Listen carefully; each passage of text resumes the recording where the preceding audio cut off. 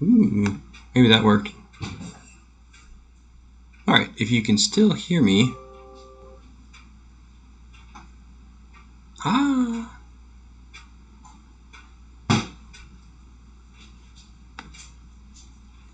Okay, so I'm going to close this one. I have another one up and running that I think the video is working on. Let me see if I can send you guys a paste. Yeah. Yes, it has been one of those Mondays.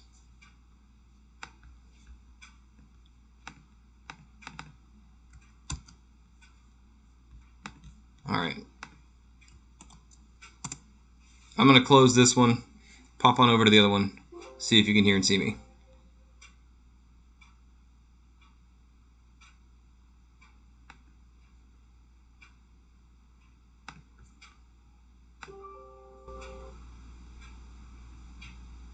Hello.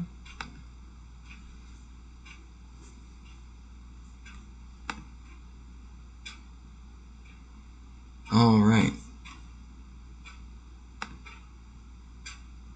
Hey, there we go. Woo! Oh my gosh. Perfect. Perfect. Okay. Good deal. This thing is a nightmare. All right. Yay, people. Sorry. Is that less serious? Here, I have my flannel mug. Yeah, this software thing, I'll tell you, it's rubbish. My brother David the Good was trying to help me set it up, and it's supposed to be able to be where you can set it for. And flannel, yes, flannel. I've been trying to schedule these, not just by the posts or by word of mouth, but by actually scheduling it so you can click on it, set a reminder, and do all those things. And apparently the open source broadcasting was supposed to help me do that, and all it's done is booger everything up a bit. So when I tried to start streaming through the OSB, it told me that I had to manage my stream, and then when I managed the stream, it would create one, but I couldn't access it. It's just been a mess. Thank you, Sarah. I guess we should start with a Jim update, which unfortunately is non-existent. He is still out living his best life chasing deer. We haven't lost any more chickens to foxes, so that's good. Haven't seen any more foxes. Have you seen any more foxes, dear? No. Wife hasn't seen any more foxes either. Lots of rabbits, that's true. I saw a white rabbit earlier. I tried to follow it down a hole, but they told me I wasn't named Alice, so. But I really did see a white rabbit, and I don't know. We haven't been on this part of the Virginia for very long, but if the rabbits actually turn white here, I didn't think we were nearly far enough north, so I wonder if there's just a white rabbit on the property.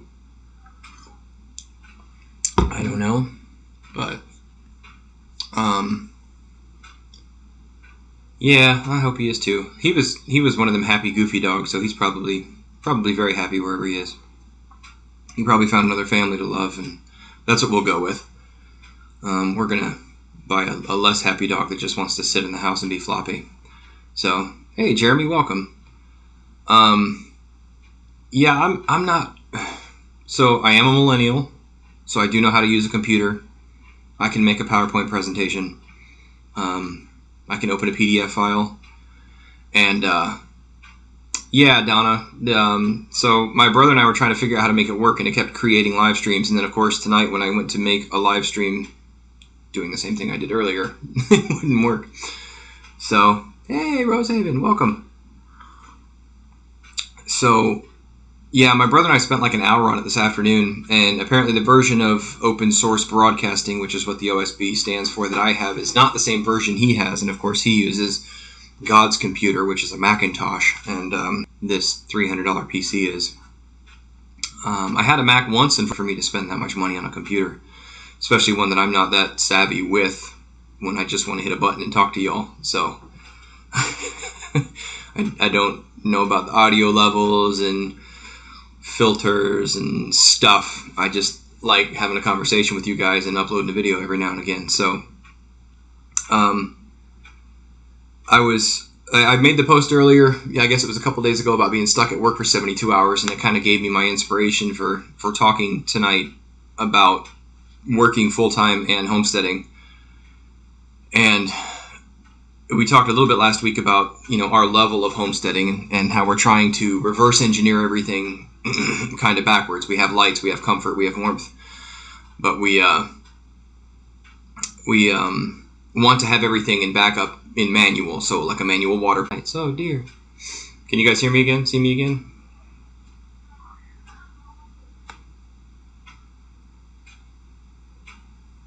Maybe.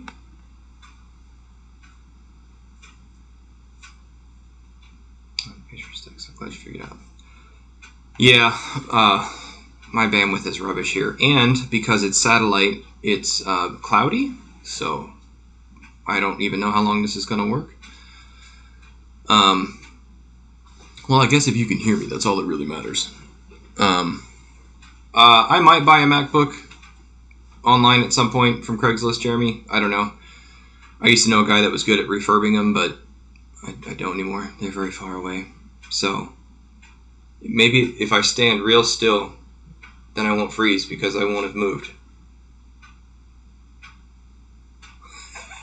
Hey Joe, how are you? So I was at work for 72 hours. I went in Friday morning and thanks, Liberty. I went in Friday morning. It's my normal shift. We work a 24-hour shift. I work a fairly strange schedule, so visual aids help me. So I work a 24-hour shift because it's the fire department. So I work one 24-hour shift, and then I work I'm off for 24 hours. I work for 24 hours. I'm off for 24 hours. I work for 24 hours. And then I'm off for 4 days straight. So it's a 9-day cycle. So I had already worked my first day. I was off. I went into work. And the next day that I was supposed to come home, I got stuck with what we call mandatory overtime. We have 3 days a month where we have primary overtime day, and then we have a secondary overtime day, and all these lists, and it's convoluted. They're doing the best they can for staffing, but it is what it is. But when it's your ATW primary day, you have a pretty good chance of getting popped for overtime. So, oh no, I'm not wildland, man. I'm structure fire, regular old urban structure fire. Wildland is insane, and more power to them. I don't mean insane like they're extremely brave. The thought of like going to attack a forest fire with like a shovel and a chainsaw is not my cup of tea. I like my fires in buildings. But anyways, I got stuck on Saturday, and then my next regular shift is Sunday, so you end up staying for 72 hours straight. And if I was having to do that and homestead just myself, like my chickens would probably be dead. At least the little ones would be. There's no way you can do that. And it depends on how much you're trying to do with your homestead. I kind of said it was a yes or no question, but it really isn't. It's kind of a depends question. In a year-ish or so, this time next year, we want to be canning and preserving enough food for a year. That's our goal. It's probably insane, our goal, especially since we've never really done anything like this before. We've had chickens for years and years and years, but on a very small scale. We've had goats briefly. We had rabbits for a while. We've done gardening, but everything, again, really small scale, nothing, they were your summer garden or spring garden, or, you grow some squash, you grow some tomatoes, and it's fun and it's cute and whatever. The thought of having to preserve all this stuff and keep it is, it's a huge undertaking. And my wife and I have always joked that if you're burning it at both ends, then you forgot about the middle. So what are you doing? You got more places you could burn. This is this is the way we operate. We are wide open all the time, and we like the idea of failing fast and early so that you can learn and move on. Maybe that's ridiculous. Maybe it's not. We've been reading a lot of books and things like that. But what we would like to do is get that food rolling, get the pigs out there and whatnot. But if she wasn't home, then I don't know how this is doable. I'm sure there's probably ways you could put things on drip and stuff like that, but I just don't see how trying to make and then preserve and then keep and then use, like it's a whole long process, right? It's not just about creating the food. Creating the food is almost the easy part. You go plant stuff, you get animals, you feed them, you water them, they get bigger. So 15 calls a shift, not much sleeping these days. Yeah, it's tough. Hey, Ricky. How big of a fan are you? Are you this big of a fan?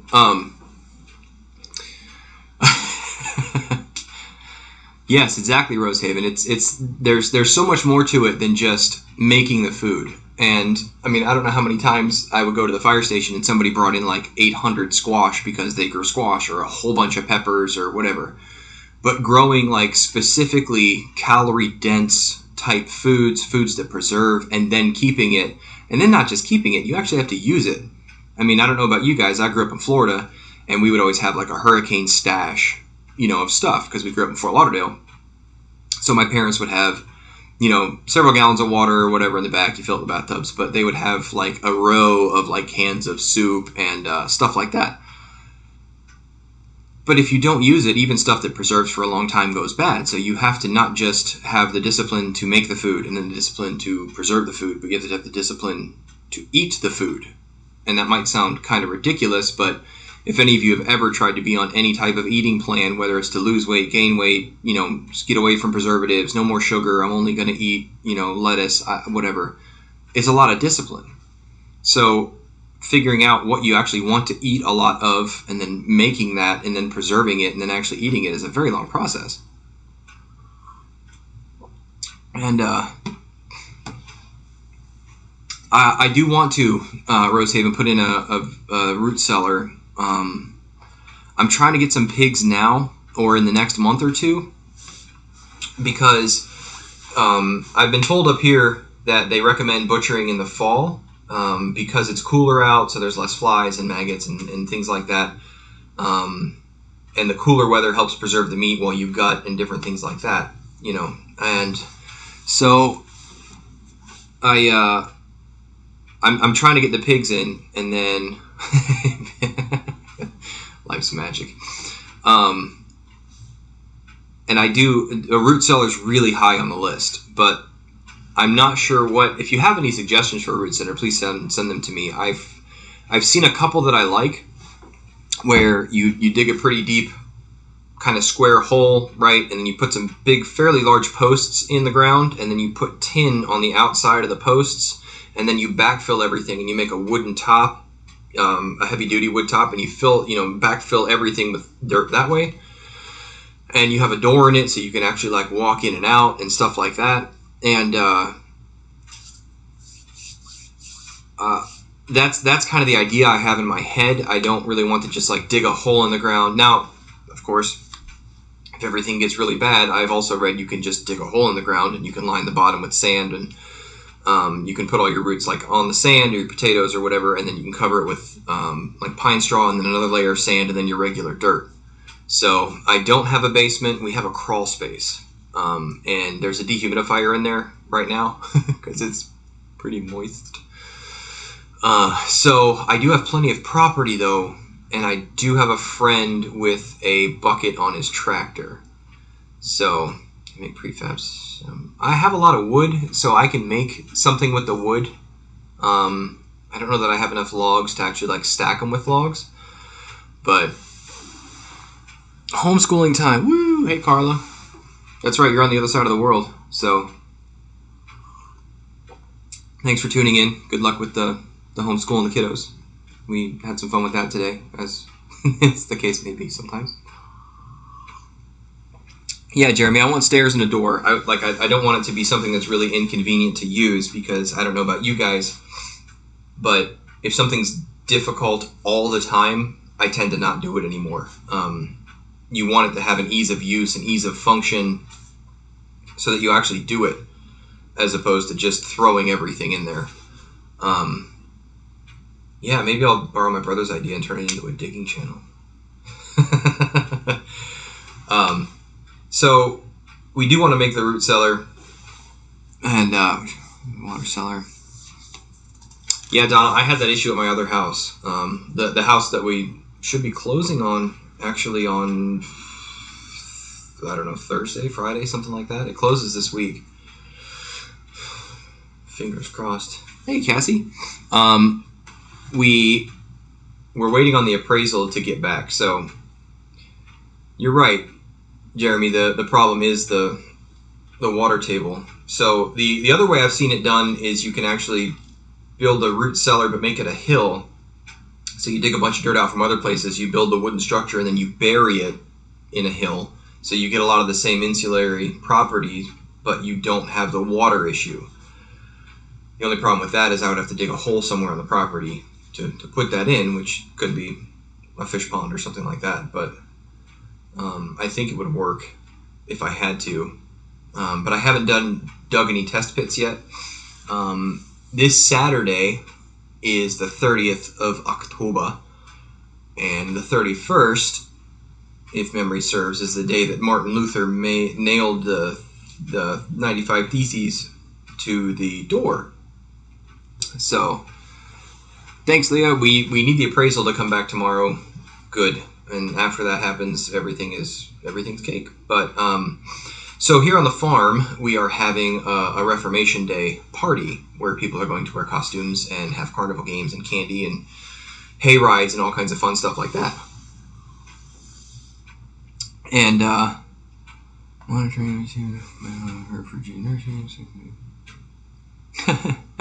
understand, Ricky. Have a good time. It sounds like you got a lot going on. So yes, Reformation Day. We're gonna have a Reformation Day party, and we're expecting somewhere between like 30 and 1.5 billion people. I'm not entirely sure actually how many are showing up to it. But so we've been trying to get the property ready for that. That's what I'm kind of focusing on this week. And they did give him lots of candy. 95 candies, I think, is what he nailed to the door. And I think I have the Encyclopedia of Country Living. Do we have the Encyclopedia of Country Living? Darling? I think I do. Hold on.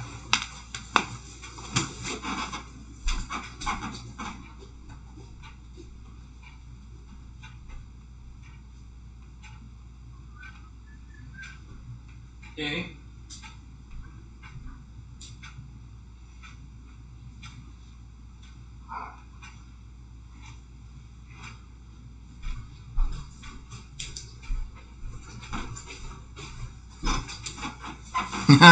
It's funny you mentioned that. Did you mean this book? This was the other book that we didn't talk about last week that I was going to talk about that I've been flipping through and absolutely loving. This is a great book. Oh, Ricky, thank you for your service, sir. I have not gone through it in its entirety. It's a massive book. I forget how many pages long this thing is. It's like 922, so it's basically as long as Frank Herbert's Dune, which is very popular right now. Makes your brew out there. Cool. Send me a link, Carla, if you don't mind. You can email it or whatever to me, please. Otherwise, I'll forget.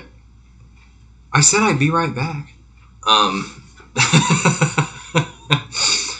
Yeah, I had to go find it. We have like 10 bookshelves here, so I had to figure out if it was like in the World War II section, or was it in the classic literature section, was it in the kids section, was it in the farming section? There's so many sections. The DIY section. But yeah, actually, Rosehaven, that book, the other book, and another 5 or 6 are books that we have been working through, and that we worked through a few of them before we bought the place to kind of get an idea of what we were getting ourselves into. But a lot of the things that I've been wanting to work on have been infrastructure bill. The infrastructure is costing me a lot of money here.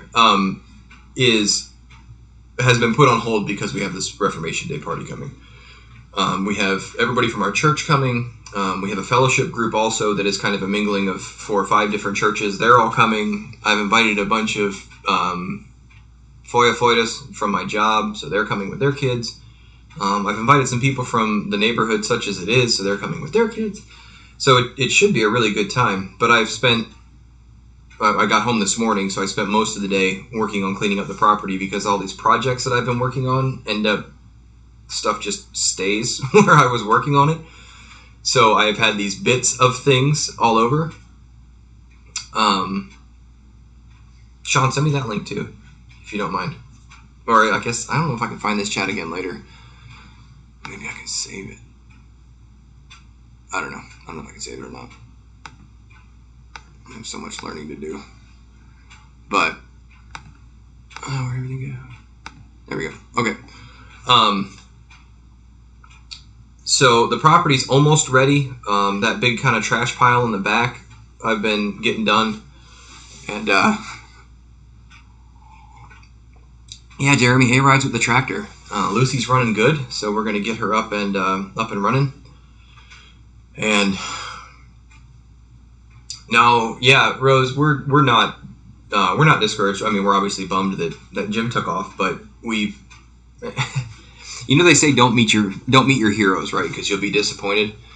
And I had wondered if moving to the place or a place like this, which is places like we used to go on vacation to, would ruin it because you're here all the time. Like, it's not vacation if you live there, you know, because it's your regular life. And when you're on vacation, you're in this like fake happy land where you're not working, so you don't have all those other stresses and all those things, and you just are, you know, enjoying the moment, and you're enjoying your family and whatever it is you like doing on vacation.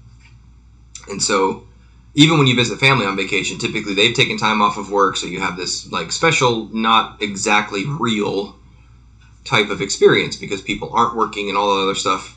You know, I mean, I'm sure some of you live near family and you think, oh, you know, we live far away from family. And when you go visit, you spend all this time with them. But even if you lived, you know, around the corner from him, it'd still be once or twice a week because life happens. You have work and you have careers and all these things going on. Donna, thank you and him for the service. And it's amazing. We absolutely love it. The thing I hate the most about living here is leaving it to go to my day job. And I love my day job. I have a great career. I love the fire department very much. And if you have to get paid to do anything for a living, I mean, the fire department is killer. And it's just wonderful. And even, you know, the old joke, a bad day fishing is better than a good day at work. I mean, even a bad day on the farm is a great day. So, you know, when I come home from work and I'm exhausted because we were up half the night and running all over town and doing all these things, and you just jump on the tractor and you drive around for a while and you just feel great. So, yeah, Liberty, you're right. Somebody kind of in the middle. So, it is going to be tricky. My brother's gotten a lot of animals here in the past couple weeks, and so his requirements have gone up. So, I don't know. Sarah, no, I did not grow up gardening. Hey, Brett, welcome. All right, we'll start over because Brett just got here, so welcome. No, I'm just kidding. Sarah, we grew up in Fort Lauderdale, Florida. Typical South Florida neighborhood, all the houses are really close together. My brother loved gardening his whole life. He was always gardening. And I grew radishes and zinnias because it took like 3 days and they were done and I didn't have the patience for it. So I always liked doing things with my hands and knowing how to do things myself. So that's kind of where my journey came from, was I want to do things myself. Or with my wife. I prefer when she's around a lot. But so it's kind of been this progression over 20 years or so that I've been a grown-up, was wanting to take care of, realizing that things are fragile, right? I mean, I would talk about the supply line, but it'd be beating a dead horse. But you don't realize, even as a young adult, much goes into making your food. You just go to the grocery store and it's there, because that's what we've grown up with, right? We have, most of us, I'm assuming, I don't know how many of us are from other countries where plenty wasn't a thing, but at least here in America, there's always food on the shelves, and it's cheap and it's plentiful, and there's sweets and goods. And I went to Europe when I was 16, and I remember going into one of their grocery stores, and this was in Belgium. It's not a terrible, like third world country at all by any stretch of the imagination. It's fully, well developed and everything else. But their grocery stores were like the size of our 7-Elevens, and that's where they got everything, like very small. And here we have like Costco and Sam's Club, and you can buy, 14 pounds of mayonnaise if you want to. But as I got older, I realized that, and I think hurricanes help too, knowing that, a hurricane can come through and all of a sudden you don't have access to food, water, nothing. So that desire to kind of be self-sufficient has always kind of been there. My wife, of the two of us, is actually the gardener. She's the one that knows about the plants and the trees and the seasons and all that stuff. I'm the guy with the shovel. So she wants a garden put in somewhere, I go put in a garden. That's the way it's been. So that's why on some of the videos you'll hear the plants being called out by her, because I honestly don't know. Which is probably terrible, because my brother is so knowledgeable about it and I am not. But what I do is work. I've always worked, and many hours, multiple jobs, whatever it took to get the goal accomplished. So the thought of like preserving our own food and being able to be self-sufficient and stuff like that is like it's just a target in my head that we need to hit. And I set that kind of target like some people set a target for getting out of debt, or buying a home, or whatever. That's just where I'm headed. So yeah, exactly, Sean. I mean, it's all of a sudden, they're putting advertising on shelves that used to have food on it. And so I've always liked being outside and working with my hands, but I've never been one of those kids that like, I love animals so much and I want to live around them all the time and have them in my life and stuff. I have no problem with animals. They're good, fine. But I see everything in its utilitarian type purpose. I'm actually quite boring when it comes to things like that. When I will eat the same thing for breakfast, lunch, like the same thing for breakfast and the same thing for lunch and the same thing for dinner every day for like 6 months, because if it has the macros I need, then I'll just eat it. So yeah, Betty, but that's what it's like walking. He's telling me about the food forest in Florida. Betty's commenting on the video I did for my brother, I don't know, a couple years ago. And he's telling me about all these plant names, and he wants me to. I don't have any idea, so I was calling things like the jube tree and the knockdown wood. I don't even know what's edible. So, So, when it comes to like self-sufficiency and stuff, I'm not thinking like, okay, well, I'm going to grow this cocoa substitute, and I'm going to grow this tea substitute, and I'm thinking like, I'm going to grow 4 acres of potatoes because I can eat those and live. Like that's my thought process. So thankfully, my wife is not at all like me. She is much more whimsy is the term she likes to use. So I will cut all the bushes square, straight, edge, whatever. And she's like, well, this one needs to overgrow, and this one interacts with that one, and it's beautiful, and she brings joy and beauty into my life that I didn't know existed. But that's not how my head works. I just think of things as tasks that need to get done more often than not. So my brother is an artsy type person, so he is the, sorry, my kid had something plugged in over here and it's flashing. It's driving me crazy. I gotta get rid of that. All right, there we go. I'll hide it. They'll never see it again. My brother's very artistic, so he does the same thing with his gardens, and it's, he thinks of all these methods, and he goes through all these different processes and what works and experimenting, and I don't find that myself. I don't take joy in those types of experimentation. I just want to go to him afterwards and be like, bro, I need to grow like 3 acres of potatoes. What do I do? And he'll just give me the list of things, and then I go do it. So, I think I missed a question up here. Let me see if I can find it. Let's see. Okay, so we answered the gardening question. Yeah, I just sit on my tractor and make fires. It's great.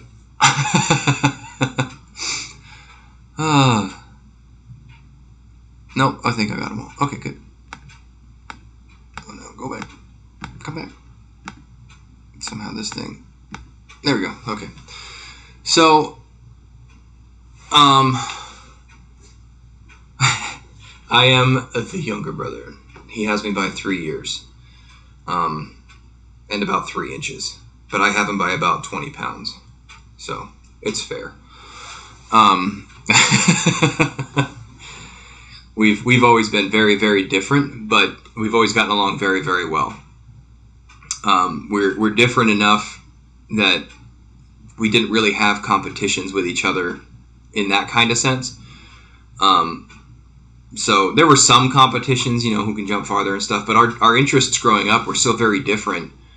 I'd be outside running around doing whatever, and he would be creating things. He would be, him and my cousin would write scripts for their own, audio Star Wars, and they would spend hours drawing these pictures and all these really, songs for hours. And I was not like that. I just want to run around outside, throw a ball, climb, swing an axe, whatever. And it's and of course my brother does work. It's not like he sits around writing music all day. That's not what I'm trying to imply. But the thing that sums up our personalities kind of perfectly is my brother plays guitar and I'm a drummer. So if you just took those two things and applied them to like everything, that's how we swear. So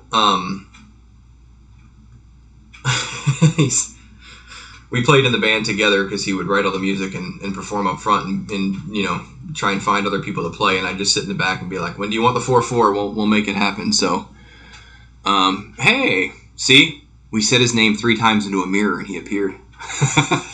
Hey brother, how are you? I was just complimenting you on your artistic skills. So working in homesteading is obviously very difficult. My wife works something like 29 hours a week, mostly remotely. She does it in the afternoon, and she homeschools our kids, and she does manages everything while I'm at work, and even when I'm not at work, she's typically the one that takes care of the chickens. And she manages the whole household. So she keeps the books. She runs the books for the flannel guys, stump grinding. She keeps all the budgets. She's an administrator par excellence. She's very, very good at it. And I work. I fix things, I build things, I do those kind of things. So the two of us make a really, really good team that way. So she takes care of the stuff while I get stuck at work, for 72 hours straight. But we're actually hoping to back her off of that work schedule quite significantly in the next year. I think I mentioned this in the other live stream, but I guess it bears repeating. She was working like 6 to 8 hours a week for a few years, and then she had the opportunity to jump up to 29 hours a week. And we decided she was going to take this 29-hour position, and we were going to take all the money that she made and pay off whatever debts we had, and then save up a bunch of money because we were living in a not so great part of town. And we actually managed to do that. She's been there this is into her 4th year. She's done 3 complete years at this pace. And in those 3 years, we moved out of that neighborhood into a better neighborhood. We paid off our rental property, and then we moved out to this place, and we're selling the other property. So everything that we had set out to accomplish with her working those hours, we kind of have accomplished. So it doesn't make sense for her to keep up those hours. I mean, you could always make more money, but as I'm sure most of you would agree, money's not what it's all about. So we got out to the property. The kids are up in the country now. And we have the lifestyle that we've wanted. So quail, Jeremy. I had quail briefly in the city, and I found them to be extremely flighty. And so flighty that it made it hard to get their eggs or harvest them. We had bob crow bob quail, Jim Bob quail, Bob White quail, Bob White, I think that's what they were called. And so you would like open the gate to try and get the eggs out, and they would fly right out. And I tried all kinds of things with them, and it was very hard. So, yeah, exactly. All the weeding and tending and all that stuff. It's very, very difficult to do. And we have the 3 kids, and we're homeschooling at the same time. So when you add that responsibility, just managing a house with 3 kids, let alone adding the garden or 29 hours a week of work, is insane. So we're working on backing that off so that once we have more of the things in place here, she can take care of those. The other thing is, if you're reducing your output, then the input doesn't have to be as high. So if you can save some money by making your own food, canning your own food, processing your own food, doing all those things yourself, then you don't have to have as much money coming in. So we're aiming for that kind of thing so that she can. And there's like we said before, there's a whole host of skills that we still actually have to put our hands on. I've never actually killed and butchered a chicken before. I've done squirrel, I've done a couple rabbits, and that's as far as it goes. So we're Ocala? Heck yeah. I spent 2 or 3 years in Ocala. That's where I met my wife, actually. I took the best thing that was in Ocala and left.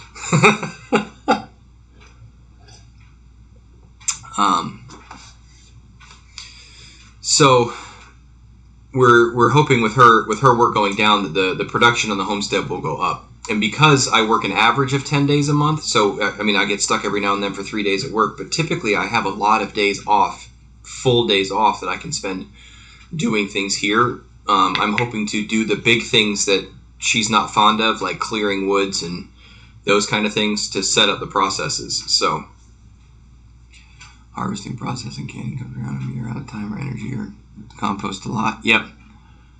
So it's we're looking forward to it. I mean, I really can't emphasize enough how much we actually love just being here and the chores that are involved. And she called me the other day and she said 67 chickens. That takes a lot of time in the morning. And did I tell you guys that some of our chicks were eating their eggs, or we thought they were eating their eggs, so we kind of kicked them out into the woods. And I put a coop out there on wheels for them, and they are out in the woods having a good time. And we went and bought 15 rescue chickens and a freeze dryer. I don't know anything about a freeze dryer. Sounds fun though. So we went and bought 15 rescue chickens. They're hens that are of laying age. We got them for $45. So we moved them into the chicken tractor that the other chickens were in that were eating their own eggs. And she went out there to the chicken tractor with the new ones, and there were, 5 eggs or something in there. She went and did some chores and stuff. She came back and there were 3 eggs in there. So now we're wondering if something is getting in and getting the eggs. But when I went out and looked at the coop, there's no entry points. Like, I've used the hardware cloth around the side. You can't get in through the lid because there's cinder blocks on it. So I don't know if the new girls are eating it or something figured a way out, in and out. So we I've moved the coop, or not the coop, but I've moved the chicken tractor into a different part of the yard. There's a gardening area that she had used for years, but she composted there as well, and so the grass is super thick and lush. So we've moved the chicken tractor into there to let them eat. And I'm going to check tomorrow to see if there's any eggs. I'm not finding any bits of eggs, so I just don't know if something's getting in and taking them out. But I can't even find somewhere big enough for just an egg to get out of the coop, let alone be taken out. But we have 3 Americanas and 6 Golden Comets now out in the woods running around. And they are having a great time in the woods. and I'm not really feeding them because they have access to all kinds of space. But they're not, if they are laying eggs, they're in the woods and I can't find them. We went searching tonight just to see, and no dice. Somebody had asked, hey Karen, welcome. I think somebody had asked how much land we had that was cleared and how much was wooded. We have 15 acres, and the front, we call it the front field, but there's a 2-acre kind of rectangle up front, and there's a little swath off to the side that's probably 3/4 of an acre. Then there's a wooded section. Well, the rest of the property is basically wooded, but there's a wooded section next to it that is another like 3.5 acres. So they harvested all the lumber except right around the house and the barn about 10 or 12 years ago. So the trees that have grown up aren't that big. So I'm hoping to clear out that 3.5 acres up front. And I want to rotate my chickens and my pigs and my cows around in roughly that 4 acres, and then have 1 acre of planting. So find them when mowing. That would be terrible. Eggs all over the place. Scrambled at least, but we do have some orps, and so far they've been very cool, very big. Our Delawares and orps are getting very big. They're just about out of the grow out sized one, so we're gonna have to move them to the next one. Also, before I forget, what do you need? You're looking for a ruler. One of my children is sneaking around looking for a ruler. Well, Jeremy, they harvested most of the wood, so there's not much. It's most of the trees that have grown up since are 4 or 6 inches around. They're not terribly large. Before I forget, in the video about Jim, I had mentioned the microphone, and gosh, I think 5 people have contributed so far. So I just wanted to say thank you. Let's see, Worth a Squeeze, Bill Elrod, Carla, Sandra. I think I'm forgetting something, but we have. I think it's right at $160 toward the mic. So thank you very much. That means a whole lot to us. I'm very excited. And if no more comes in, that's fine. We're gonna put it toward the mic, and when I have the rest of it saved up, we're gonna go for it. I also somebody had linked, I forget what it was called now, but the little wireless mic that had the little dead cat on it as well to keep it from having the wind noise, and that was a little bit cheaper than the Steinhauser, so we might end up going that route. But thank you very much for your contributions. Yeah, the Orpingtons have been great. We just haven't eaten them yet, so we're going to try them in the Delaware. And the Delaware and the Orps that we bought together are straight run, and whichever ones kind of taste the best, or whichever ones produce the best egg or whatever, is kind of how we're going to decide where we're going to go from there. I would like to get some more Rhode Island Reds because they seem, in my experience, they've been the best layers if you want just straight egg production. They've been really good, but we're coming into winter, so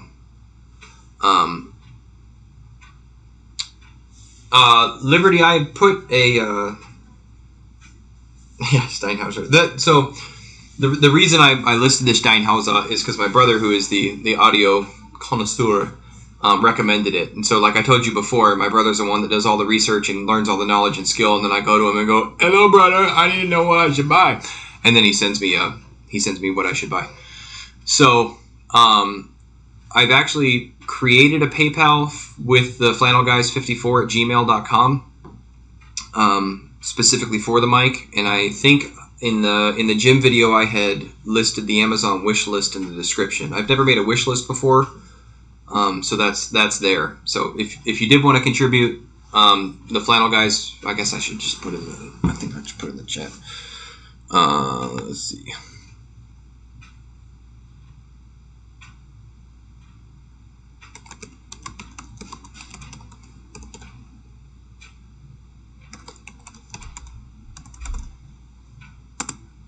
There we go. That is the there we go. That is the if you want to contribute, that is the PayPal. I actually would ask that nobody go buy the mic now. I probably should pull that link down because other people have contributed toward it. So I don't want to. I want all the money to go toward the microphone, I guess. So I'm not giving up, Cassie. I'm just throwing it out there. Other people had made some good recommendations. There's another channel that uses the wireless one that they liked. I don't tend to get that far away from the camera, so well, it's my multiple personalities. That's why it's still the Flannel Guys. There's 54 in here with all the different characters. So you never know when Comrade has to come out and ask you for money to help support our mission. It's never one mission, always our mission. So as good capitalist pig, he requires good capitalist money. The ruble is shot. But anyways, I did want to say thank you to everybody that's contributed. It means a lot to us. And I think some other people are sending us some seeds soon, so I'm excited about that. I spent a good part of today, besides cleaning up, it's already been 2 months that we've been here, so there's not custom. I don't have a website. We've just been here 2 months. The channel's only been going since May, I think, when I started the stump grinding business at the same time. So it's there's been a whole lot going on this year. let me just put it that way. I am working on Jeremy, you never know. See,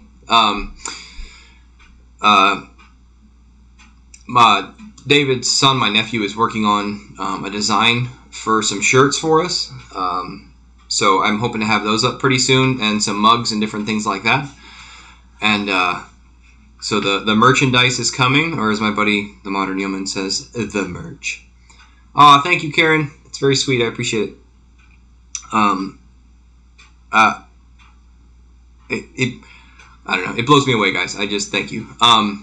So we're looking to make some t-shirts, mostly because I like t-shirts, and so I have like my stump grinding shirt on right now. So I want to make something similar, but that I can wear in the videos, and that would be available if you guys are interested. I've had a couple guys at work ask for them, so we're working toward that. I hope to have that done in the next few weeks.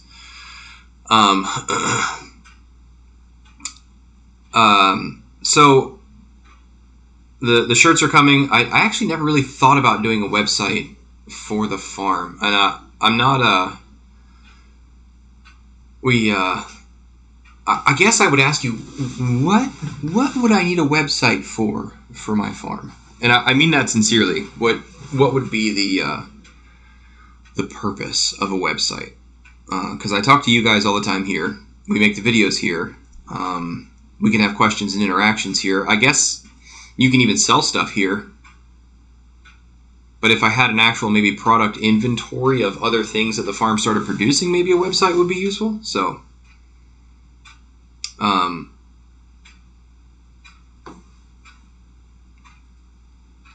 I'm sorry you don't do. Well, I'm not sorry. I'm sorry you had a bad experience, Donna. But thank you very much. That's very nice. Yes, my brother got a van. Super cool. So we grew up in a 15-passenger van. We used to go on vacation in a 15-passenger van. And our dad would take the back seat out, super safe, and he would stack all the luggage up in there. And it was he was like a pack rat extraordinaire. He would like Tetris everything in there. And then we would lay all our comforters on top. And then we would like fight over who got to sit in the back in the totally unsecured cargo area. And so it was great. And so my brother just secured a 15-passenger van for his family. So God is good. He does provide for us, especially big families like my brother's. I meanwhile got this from the dollar store, and it's flannel, so I'm very excited.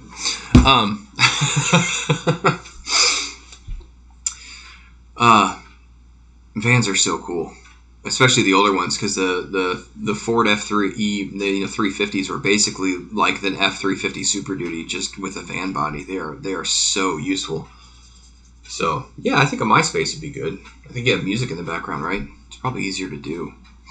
we don't even have Facebook. Like I don't have, other than this, I don't have any social media. This is just, and again, like 5 other examples I've given, this is something that my brother learned, got very good at, and then said, you should do this. And I went, okay, tell me how to do this. So he told me how to do it. So that's how I even got into YouTube. So yeah, we've been a bit busy for starting a website, but maybe in the future, if there is still a future and it's not dystopian and there are things like websites and the internet, then perhaps we'll start a website. But someone did ask if he was a Mormon. No, he's not. So Florida County Line 2006. That's so cool. You need to put like DTG crew on it or something, Dave. unload wherever you go. That would be awesome. So long story short, trying to work full-time in Homestead is very hard.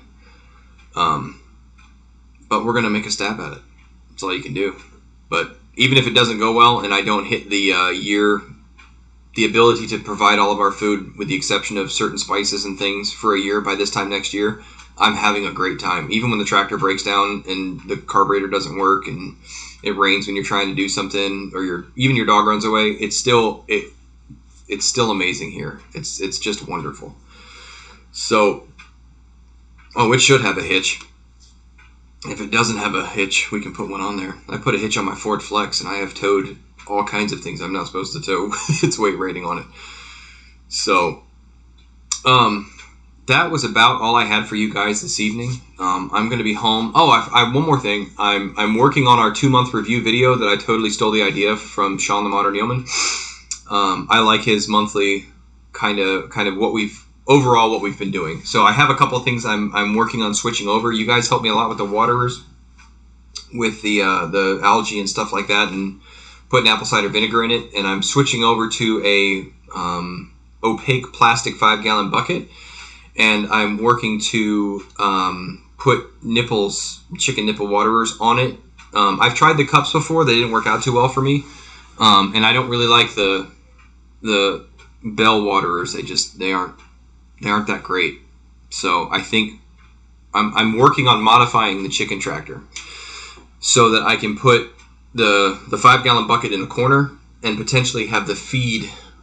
If you've seen Sean's thing, he's watching out for some buddy's chickens, and they have that big PVC, right, that you can fill the top. I have a similar setup with a bucket so that you don't waste any food. And I am looking to maybe do that system, but I want them coming up through the wire, because right now, every time I move the chicken tractor, I have to open the chicken tractor, and I have to pull out the water, and I have to pull out the feed, and you close it, and then you drag the thing over there, and then you open it, and you put it back in. And I'm trying to get away from that, because I'm trying to make it, again, ease of use. So if I can make something easier to use and less work, I can have more of them. So I want to figure out a way to have the water that I can water it through the wire, or have a funnel come up that I can fill, and same with the food where I can feed down through it. So I want to give that a shot and see how that works. So that way I only have to open it to take the eggs out and close it, and then when I want to move it, I don't have to pull everything apart. So I'm working on that.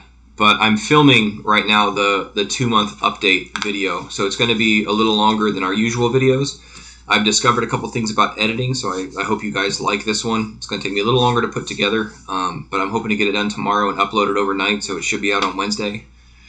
And the thing I like about the monthly update is it gives you the whole view of the property. So where I might film the thing where we're switching over to the nipple waterers and trying to adjust the chicken tractor, you don't have any idea what's going on in the front field where I planted the spring oats and the wheat, or in the woods that I'm clearing for the pigs, or the orps that are getting bigger in the Delawares. There's all kinds of stuff going on all the time, and you don't want to film everything all the time. So I think somebody asked about implements for Lucy.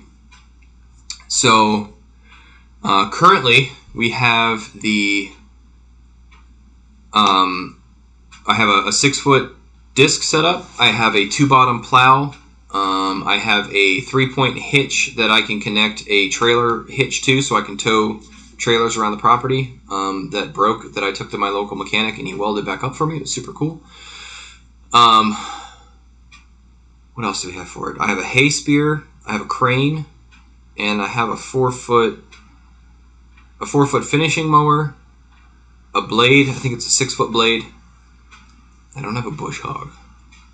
Bush hog would be fun. And I don't have a bucket on the front, which it can be rigged for a bucket, but that's a lot of work. And you have to get into like modifying the hydraulic plates and stuff like that. And while I'm handy, I don't know anything about metalwork. So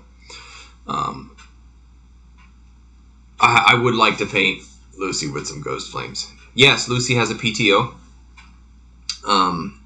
So the N series for Ford, which was the 8, the 2, and the 9N, were the ones that were the first like 3-point hitch tractors that Ford made. So the Ford Jubilee that I have, which is what we call, or Lucy, it's what we call the Ford Jubilee, is a 1953, and it was the 50th anniversary of Ford. And so it's got an active PTO. So Lucy needs a lot of flannel. Hey, Enjoy, welcome. Thank you for making us one of the 4 million things you do. Thankfully, this has been recorded for all time for prosperity, so if you missed the live chat, you can always go back and play it later.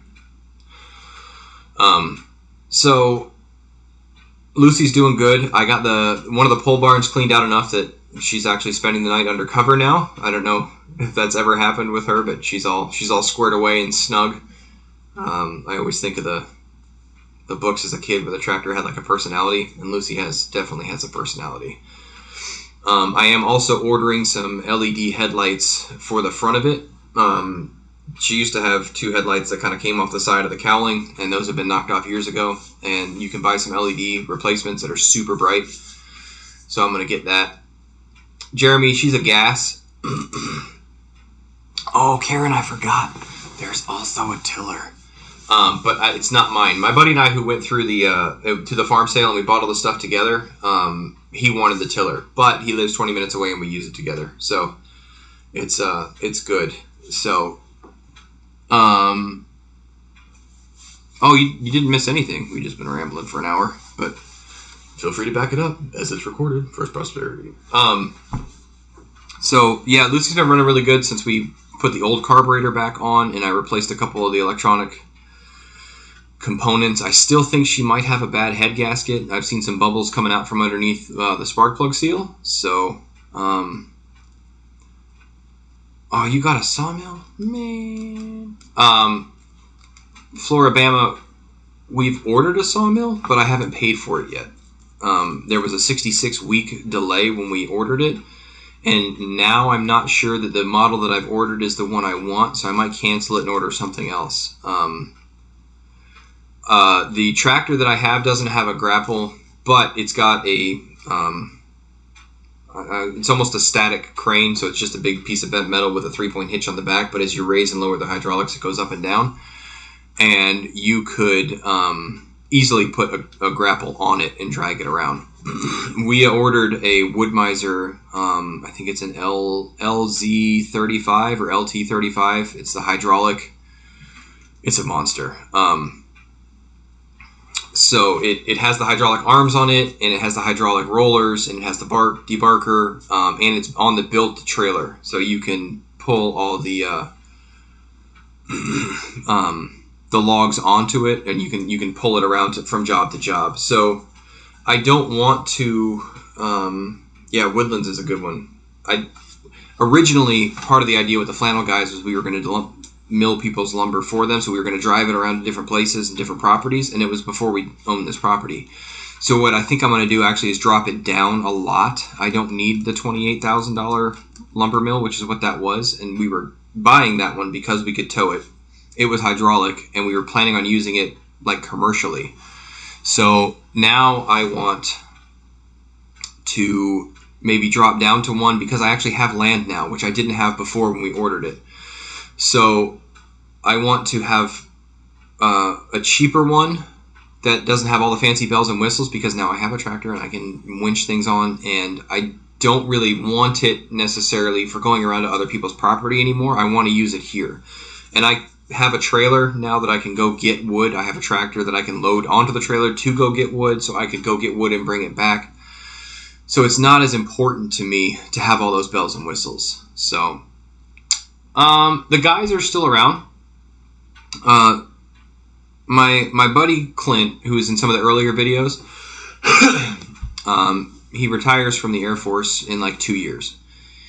And before we bought this place, we started the stump grinding business because we were going to try and use that for two reasons. One was to make extra money to save toward moving out into the woods.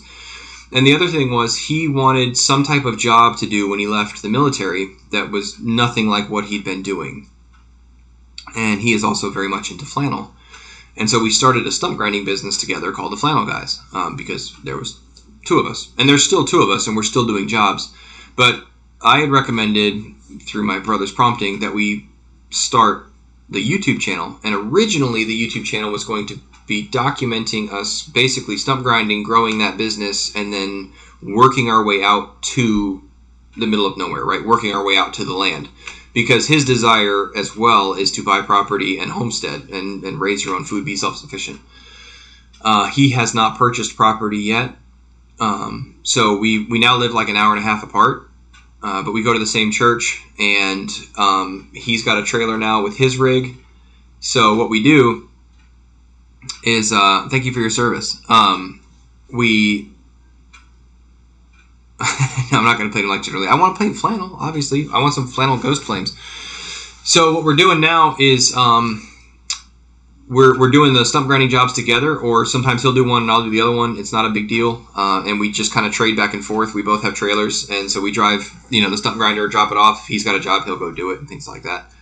So it's still going well. We're still earning some money. Most of the equipment is getting close to paid for. I think we're halfway through paying off most of the stuff. And he had the capital to kind of start it. But once we recorded like 5 or 6 videos, he was doing all the editing for it, and I was doing a lot of the talking and stuff. And he just really didn't care for the editing anymore, and he felt like he was investing a lot of time into the YouTube channel. And he does have a full-time job. They have kids. They homeschool. He's very busy. And so I decided to just kind of take it over completely, and my brother sent me that Canon so that I had good equipment to get started with, and we had a couple sessions on how to edit videos. I bought some software and just kind of started banging it out. And so I've had a great time doing it, way more fun than I thought I would. I thought the most fun part would be like actually being on the camera and recording them, but actually the most fun I find is after I drop it and you guys watch it, and I can't wait for the comments. So I'm always, my brother tells me I have a bit of a problem, but I'm always looking at, I have the YouTube Studio app on my phone and seeing who said what and which part they liked and what they didn't like and what they recommend and who has a question. That part has just been, it's been so much fun to get to know you guys and have the interaction back and forth. So, hey Rip, yeah, Dave, that's kind of what happened. I was on like a 2.5-year plan, and then that turned into like a 2-month plan. So for those of you that don't know, my neighbor in the city that we lived in complained about my chickens, and the city animal authority catcher person showed up and was like, "You're only allowed to have the 6 chickens? There is no 10 chickens. You must get rid of the chickens. If you do not, we have places for chickens that are too many." So, we moved. Like, that was Thursday. Not this Thursday. Several months ago. That was on a Thursday. I was at work and my wife called me in tears because the chickens are her. Those chickens specifically were her pets, and they said, "You have to get rid of your pets." And she was so upset. So I got home on Friday, and by Monday we had a contract on this place. So, yeah, apparently that's not normal. People don't do that. So, but this is kind of the way I've I've always been just, and that's one of the reasons why fire department works so well for me, because at 3 o'clock in the morning when the tones go off, I just get up, I put on my boots and off I go.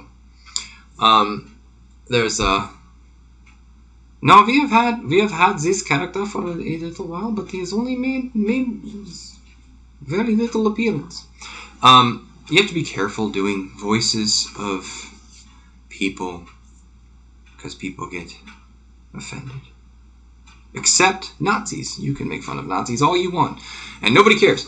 So, and it wasn't even my neighbor that complained. That's kind of like the kicker of the whole thing. My neighbor has a tenant that lives, not even a tenant, a boarder, excuse me. There's a boarder that lives in her house. She rents out a room, and that's fine. Yes, Rosehaven, I think I love your husband already.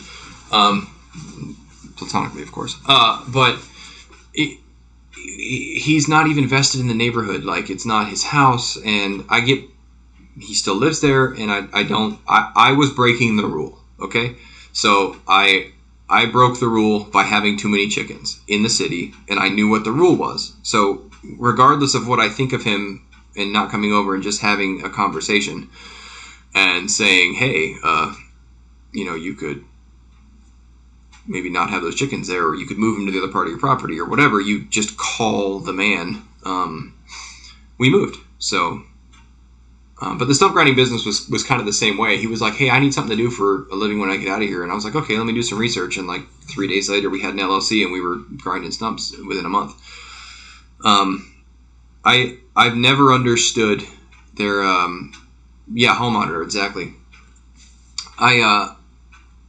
You went to court. There you go. Sometimes that is the right route. It really is. I mean, in some ways, I fled, but it wasn't just the chickens. I wanted more than chickens. I wanted the freedom to do whatever we wanted to do, whenever we wanted to do it. The freedom to actually make your own food and things like that. So, we'd outgrown the place. But I just never understood. If something is a good idea, go do it. And if it doesn't work out, learn from what you did, do something else.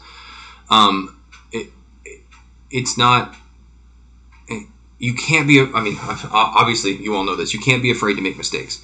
I don't talk about my rank very often because it's not part of, anyways, I'm a lieutenant. It's like the bottom of the officers, so it's whatever. But I have responsibilities for my crews. And I have responsibility on scene that I did not have for the first 9 years of my career, right? I've been an officer for about a year. And a bunch of officers that I respect came up to me after I got promoted and said, essentially, just make a decision. Like, one of the best things you can do is make a decision. Try and make a good decision, but just make one. Because while you're not making a decision, that is a decision, and things are getting noticeably worse. So if you're not actively putting out the fire, now there might be 4 different ways you could attack this particular fire, but if you're not attacking it, it's getting worse. So that is kind of like the way that we approach things here at the house too, is we just start doing something, and if it doesn't work out, then we switch gears and we do something else. Hopefully it wasn't too expensive. Hey, How to Garden, welcome. It's good to see you. Yes, like shoot guns, Jeremy. My son came up to me, he's 9, after we've been here for about 2 weeks, and he goes, Dad, can we shoot guns here? And I said, yeah, bud, we can shoot guns. He goes, anytime we want. I said, yeah, anytime we want. He goes, like now? Said, sure. So we went and shot guns. It was great. But yeah, obviously there are some things you could do that, might be a terrible idea and cost a whole bunch of money, but okay, so it's money, so what? So, yeah, they are. You got that right, Donna. So that's the way we approached it, and if it doesn't work out, you could cry about it, you could be upset about it, but you just go back to it and get busy. I mean, we learn more, obviously, I think, from mistakes than, not doing it wrong or whatever. You learn, how not to do things. I think Wasn't it Thomas Edison say, I didn't fail 2,000 times, I stole 2,000 people's ideas when I made things? So that's what... I'm just kidding. He was a very smart man. That's what we're doing. We're just jumping in both feet, plowing ahead, and maybe something could be done more efficiently or with less waste or whatever, but you do the best you can. What is the best way to make money, or what is the best diet plan? It's whatever you will actually do. So if, for diets, like if you can do, pure carnivore and no anything ever, if that works for you, great. If your thing is like, what was it, Penn from Penn and Teller ate like potatoes for a year and lost like 400 pounds, if that's what works for you, great. But if you don't like potatoes, that's not going to work for you. So don't eat potatoes. Like you have to pick the thing that works for you that you will actually do. So that's right. Exactly, Rachel. I mean, and not to disrespect animals, far from it. But if you got some chickens and within a week you were like, this is a mess, you can get rid of chickens. I mean, it's not like you adopted a kid and went, whoops. That's a whole lot more complicated. But you can fix a mistake, and you learn something, and you're going to carry that with you forever, and you will know all the more for the next time. Or when somebody asks you, hey, how hard are chickens? And you go, I was just like you. It was terrible. This is easy. So yeah. An old fire truck to water my crops. Don't tempt me with a good time. So, exactly, Nancy. Sometimes you just do whatever you can do to get to the other side. So, I mean, sometimes just getting through the day with a good attitude is hard enough. And if that's what you got done, good on you. Good on you. We compare ourselves to other people a lot, and actually, Sean mentioned this in his video about looking at other people's homesteading channels and all the stuff they're getting done and everything else. More power to them, but that's not you. You are you. You do what you can do. I have gone through various fits and spurts with working out in my life, and I have always liked strength training because it doesn't take an incredible amount of time, and I like to do things quickly. I like the thought of being stronger and being able to move bigger things, and like CrossFit, I abhor CrossFit. I don't like CrossFit at all. It makes me nauseous. That's just me. If somebody else loves CrossFit and they're good at it, more power to them. But I love watching strongman competitions because these guys are massive. They are massive people who have been lifting massive amounts of weights for years. And they're just monsters of men, right? I'm like 5'9.25". It doesn't matter how much I eat or how much I lift or how much I will never be, Brian, what is his name? The Shaw, I think his name is. Or Hall is another one. Or the Mountain, or who, I am physically not capable of being those people. But I don't have to be those people to enjoy going into the gym and deadlifting half my body weight. I can have a good time doing that. So I feel the same way about the homestead approach. I'm having fun doing the things that I want to do, and just giving it a go. That's right. God gave us all different skills, and we fit together. So I can call my brother and go, I need to know what to plant in this dirt. This dirt is garbage. There's no worms. Everything is dead. And he can tell me. And he can call me and ask me how my hair looks like this with no product, and I can tell him how that happens.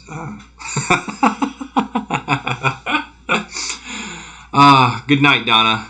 Thank you for coming. I appreciate it. Yam Fit. There you go. That's right. My sister. Super fit. We got good sisters. Well, guys, it's actually getting late, and I was at work for 72 hours and then came home and did a bunch of work, and believe it or not, I'm a little tired. So, unless you guys have any other questions for me tonight, I think I'm going to sign off here.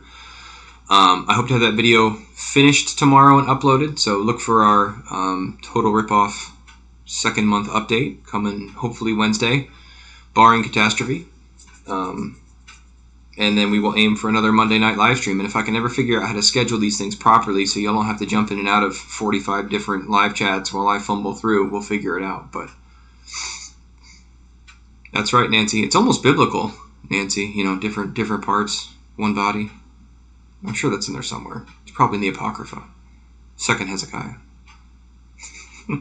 Love you too, brother. Oh, I thank you, Karen. Thank you. I haven't even showered yet. I was in the field and then came here. So, all right, guys. Thank you so much for being here. God bless you guys. We'll talk to you soon.